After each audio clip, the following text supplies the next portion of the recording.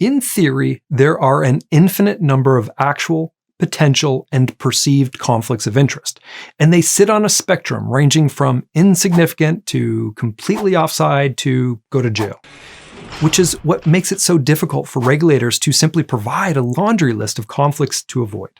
It's like making a list of gift ideas and going through Amazon's entire online inventory starting with the A's. Yeah, you could do it, but it's going to take a while. So instead, regulators have established a principles-based approach for dealing with conflicts of interest, which means understanding how to identify a conflict and how to properly address it. And that's precisely what we'll cover here. Understanding what a conflict of interest is, how to identify when a conflict is material, and what you need to know about how to address a conflict of interest in the best interests of the client.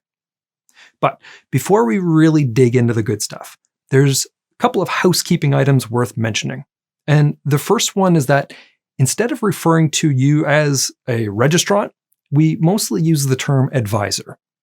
This course is based on National Instruments 31103, registration requirements, exemptions, and ongoing registrant obligations, which means the course is applicable to all registered individuals who are regulated under that instrument: dealing representatives, advising representatives, associate advising representatives, ultimate designated persons, or chief compliance officers. And whether you are licensed with an IROC dealer, an MFDA dealer, exempt market dealer, scholarship plan dealer, portfolio manager, or investment fund manager, this course applies to you. The second housekeeping item is that when we mention conflicts of interest, we're referring to material conflicts of interest, the ones that matter to your client. So let's start at the beginning by understanding what a conflict of interest is. In the context of the advisor-client relationship, a conflict of interest happens when the interests of two parties are not aligned. And this can happen where an advisor is influenced or motivated to put their own interests ahead of their clients.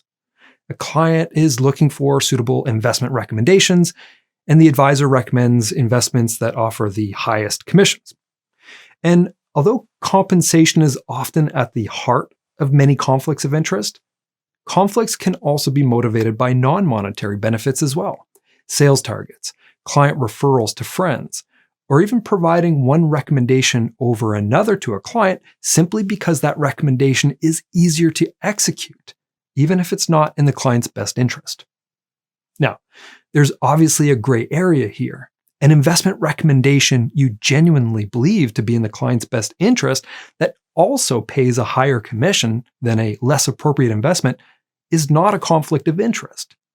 And two investments that are otherwise identical in every way, except one has a slightly larger commission than the other, doesn't necessarily make it a conflict of interest if you recommend the investment with the higher commission.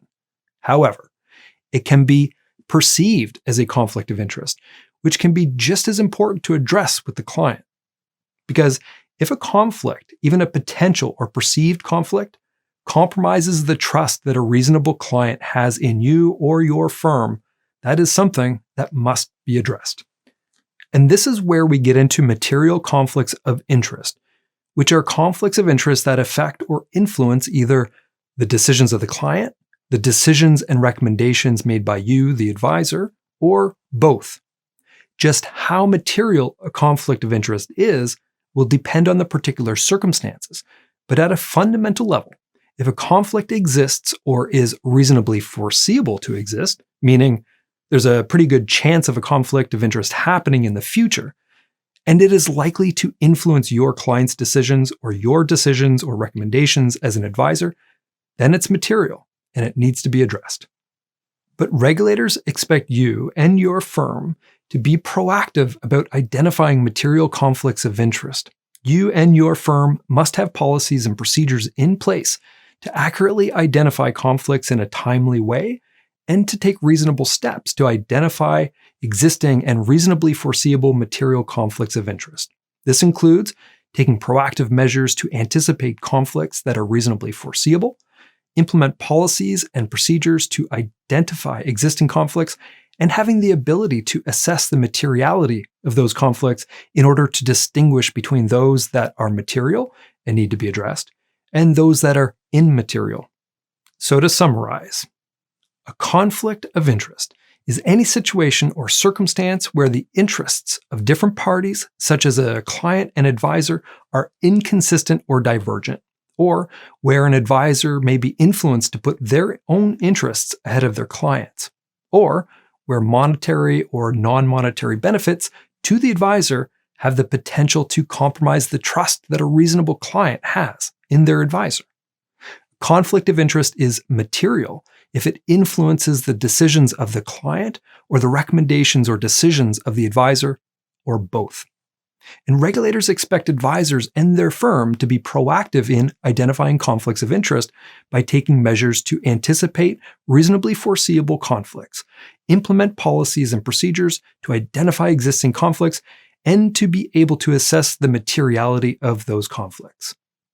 The next step is to address material conflicts of interest in the best interest of the client. And that's what we'll cover next.